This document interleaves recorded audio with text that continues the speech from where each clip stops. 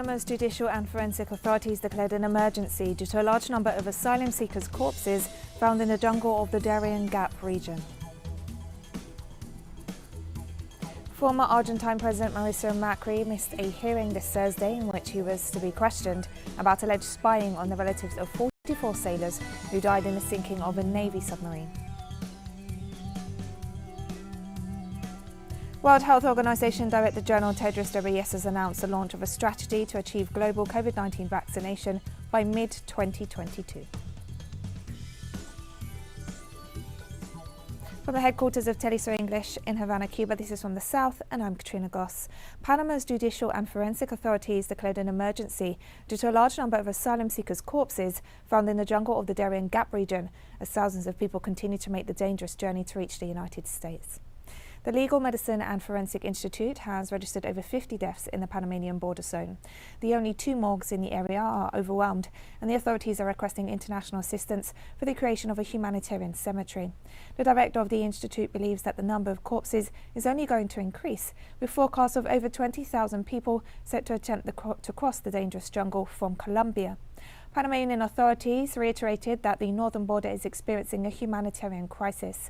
Over 88,000 asylum seekers arrived in the territory, and different sources have registered violent attacks against them, as well as fatal accidents and diseases. The corpses we find can be someone's brother, someone's father, someone's son, and it is our obligation to handle those bodies in a humane, respectful, ethical manner and within the legal framework. That is why, together with 6 CDR, we are working on the handling of corpses, the burial according to international standards and protocols. For the Institute of Forensic Medicine, our response capabilities have been overwhelmed.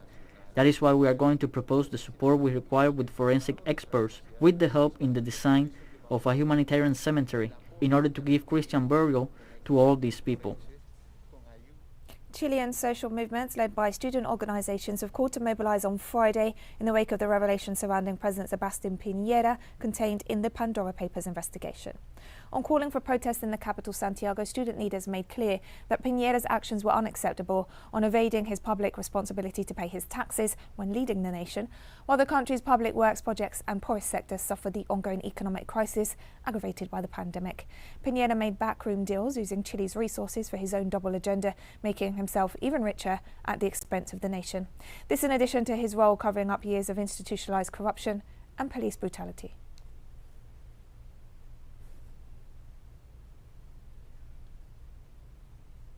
Protesting indigenous people from eastern towns of Bolivia denounced on Wednesday that their leaders have locked them up in a university in Santa Cruz. Some 28 people were supposed to return to their homes, however only 2 managed to leave. Citizens say they do not know what the demands of the leaders are who are protesting against the current government, and that they feel deceived by them. What are the demands of the leaders? There are none. We do not know them. First they told us that we had to fight for our rights, for our territory, but I say that it is not like that. It is pure politics that they are managing, mostly people from Camacho show. The demonstrators arrived last week from Beni after marching for more than 30 days. The government tried to talk with them on 8 occasions, but their representatives rejected the talks for different reasons. Given this situation, the demonstrators who have been detained demanded that their leaders hold talks with the government and let them go home. We have to wait for the government. But how can we wait if they don't want to talk? The 3 leaders, Marcial, Justiniano, they don't want to talk with the government. And former Bolivian President Eva Morales, leader of the Movement Towards Socialism Party, has stressed that a strike called by opposition forces is an act of vengeance by the same sectors who promoted the coup against his government. Morales explained that the right-wing opposition gathered in what it has called the Unity Bloc are carrying out acts to discredit the current government and spark panic in the population, including with the use of violence. The former president pointed out that the purpose of this cynical strike is to return to the very hate-inspired clashes that forced the end of his democratic rule in Bolivia and resulted in the de facto regime of Denis Áñez that brought political persecution and misery to the Bolivian people.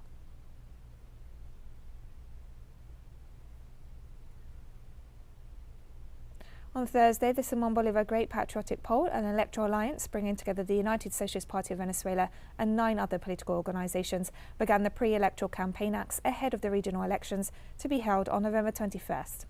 With the presence of President Nicolas Maduro and first Vice President of the United Socialist Party of Venezuela, Diosdado Cabello, the campaign command carried out different events. Meanwhile, opposition parties performed their respective pre-campaign acts, although there are divisions among their leaders. The pre-campaign phase will extend until October 28th, and then the official electoral campaign will begin. On November 21st, Venezuelans will elect state governors and mayors, as well as the members of municipal councils.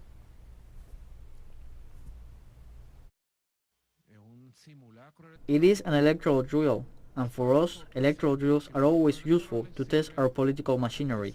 It is very important to motivate the people with words, with love, with affectionate gestures, with permanent work. We must motivate, motivate, motivate, because we know that, as our slogan says, together we do it better. We do it better together with the people's power, together with the women, together with the youth, together with the working class, together with the people. And we know very well that our people have the means to move forward. We know that our homeland has the means to move forward, because we are warriors when it is our turn to face any circumstances. And we'll be right back after this very short break, so don't go away.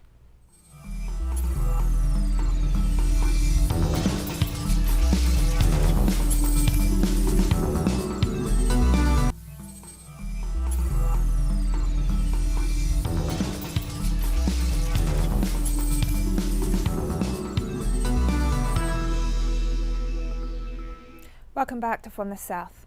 Former Argentine President Mauricio Macri missed a hearing this Thursday in which he was to be questioned about alleged spying on the relatives of 44 sailors who died in the sinking of a Navy submarine. According to the leader of Macri's Republican Proposal Party, Patricia Bullrich, the former president, who led Argentina from 2015 to 2019, could not attend the court session because he was out of the country on international business and will return in late October. In her letter to the court, Bullrich asked the magistrate to avoid any hasty decisions that could worsen the coverage of the case in the media. Macri is accused of ordering, allowing, organising and executing the systematic carrying out of intelligence tasks expressively prohibited by the law between December 2017 and the end of 2018. He could face a potential prison sentence of between 3 and 10 years if he's found guilty of violating Argentina's national intelligence law, although in this case aggravating circumstances could also be considered.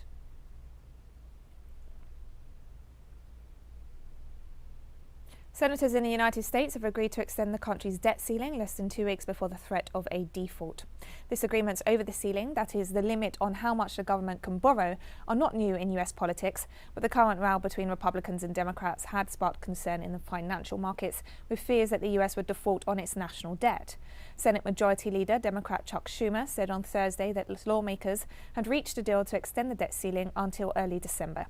The announcement came after what Schumer's Republican counterpart Mitch McConnell said were negotiations in good faith that had continued through the night.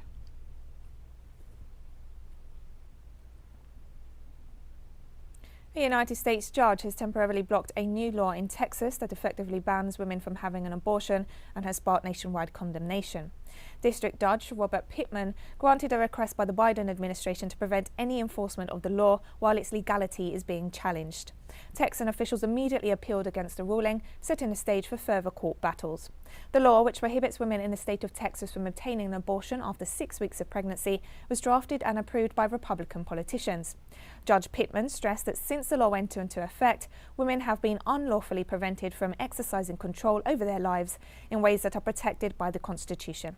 This is the first legal setback for Texas since the law was implemented. Since SB 8 was implemented, it has wreaked havoc in Texas. So we are thrilled that the district court judge recognized the gravity of the harm and protected Texans' right under the Constitution to an abortion. The federal district court judge recognized the risk this posed to other constitutional and federal rights, and recognized that because of that, the Department of Justice had grounds to bring a lawsuit. The district court judge recognized the gravity of the constitutional violations that have been happening at this point for over a month. So we expect and we hope that the Court of Appeals that now has the DOJ case before it, and certainly the Supreme Court, would protect this constitutional right as it has been protected for almost 50 years. Mexican President Andrés Manuel López Obrador has stressed that his government will not grant any concessions to private or foreign firms to exploit lithium in Mexico, as the mineral is considered strategic to the nation. On October 1st, the president proposed a constitutional reform to Congress, which would see the state control the exploitation of lithium, an indispensable mineral for electric car batteries and the development of new technologies. On Thursday, he stressed that if this reform is not passed, no new concessions will be granted, as the valuable resource must be in the hands of the nation. The president also detailed that there are currently 8 concessions granted for the exploitation of lithium that will remain in force as long as the companies prove they are about to start production.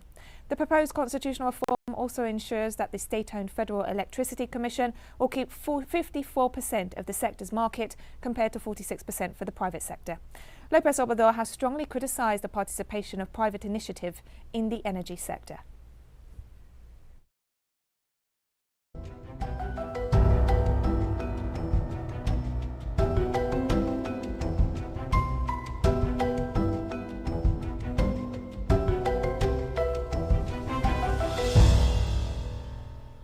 A strong earthquake with a preliminary magnitude of 6.1 jolted the Japanese capital Tokyo and surrounding areas late on Thursday.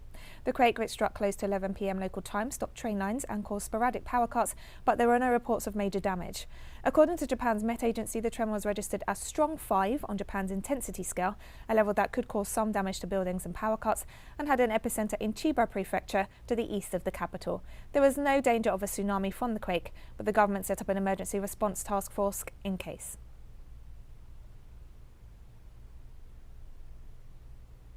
Cuban authorities announced that the 15,000-litre oil spill in the western province of Matanzas has been totally controlled thanks to the workers of the national oil company. The incident occurred during maintenance works on one of the extraction pumps. Pressure changes in the well, as well as the failure to control them, caused the spill. Teams from different branches of the company and the Interior Ministry have worked to contain the spill. Environmental authorities are carrying out clean-up work while investigations into the incident are underway. We have already made a containment, as you can see over there. The oil with water will not reach the sea, because the containment has already been made, and the oil spill is practically under control. And we have more stories coming up after this final short break. Stay with us.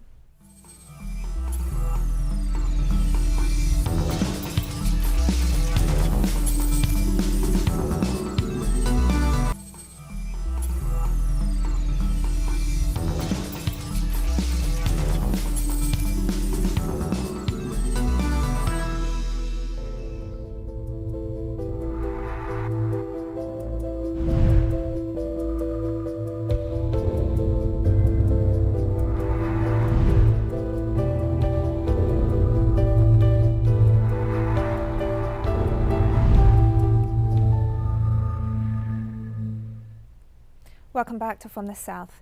At a World Health Organization press briefing on the Covid-19 pandemic, Director General Tedros Ghebreyesus announced the launch of a strategy to achieve global Covid-19 vaccination by mid-2022.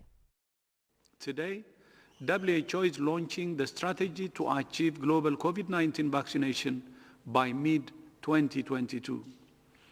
The strategy outlines the road we must all take together to achieve our targets of vaccinating 40% of the population of every country by the end of this year, and 70% by the middle of next year. Achieving these targets will require at least 11 billion vaccine doses. This is not a supply problem. It is an allocation problem. Also speaking at the WHO press briefing on the Covid-19 pandemic, United Nations Secretary General Antonio Guterres stressed that maintaining unequal access to vaccines between rich and poor countries is not only immoral, but also stupid, because it risks allowing the rise of variants resistant to current vaccines. We have the risk, if we let this lack of equity, if we leave it going on, and we allow for the virus to go on spreading like wildfire in the global south, there is a risk that one day, and that they can be very soon, there will be not the Delta, it will be another variant that will be able to resist vaccines, and all the vaccination effort made in developed countries to vaccinate the whole of their population 1, 2, or 3 times, all that effort will fall apart, and these people will not be protected. It is clear for me that this is a case in which the well-being of humankind and the dramatic situation of the global economy would require not business as usual, but exceptional rules, exceptional norms, and exceptional measures in order to be able to defeat the COVID. The total number of COVID-19 cases in the United States has surpassed 44 million, with more than 3.5 million new infections reported during the past 28 days. According to a tally by Johns Hopkins University, by Wednesday evening, the nationwide death toll had reached almost 708,000, the highest in the world. California, Texas, Florida and New York remain the hardest hit states. New coronavirus cases, hospitalizations and deaths are falling as the United States begins to recover from a persistent summer surge that strained hospitals across the country and killed over 100,000 in just 3.5 months. However, a large part of the population remains unvaccinated, posing the risk of a resurgence of the epidemic. Most of the COVID deaths in that span were people who were unvaccinated, and about 68 million eligible people have yet to be inoculated, leaving the country vulnerable to continued surges.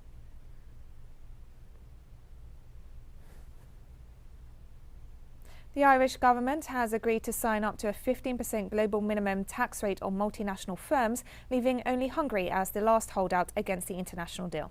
The reform is aimed at stopping international corporations slashing tax bills by registering in nations with low rates. Estonia also approved the move. Finance ministers from the wealthy G7 nations endorsed a global minimum corporate tax rate of at least 15% in June, which was reached in the framework of the Organisation for Economic Cooperation and Development. It was approved by the G20 in July and has so far been signed by more than 130 countries. Ireland currently has a 12.5% tax rate, which has meant it attracted giants such as Apple and Google, as corporations always seeking to pay less tax. This is the right decision. It is a sensible and a pragmatic decision made by the government in the interests of our country, and ultimately a decision that I believe will be critical to conditions to create longer-term certainty for businesses and investors, which in turn will be to the benefit of many thousands of employees in the future.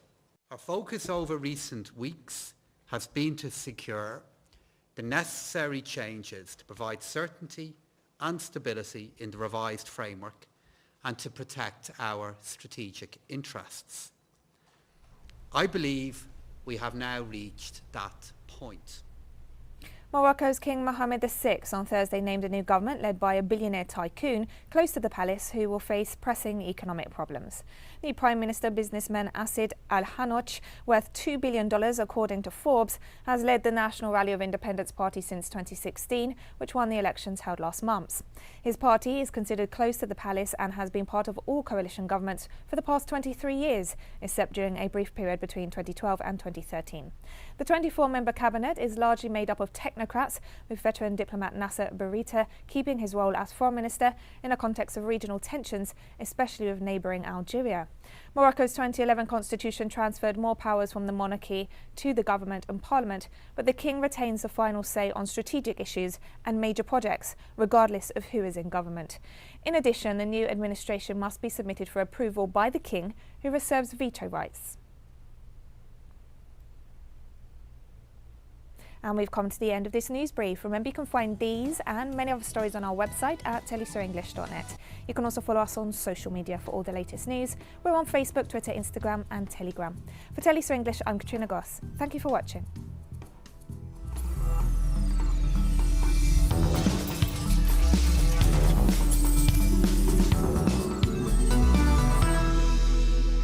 Hola, ¿qué tal? Sean todos muy bienvenidos a Vidas.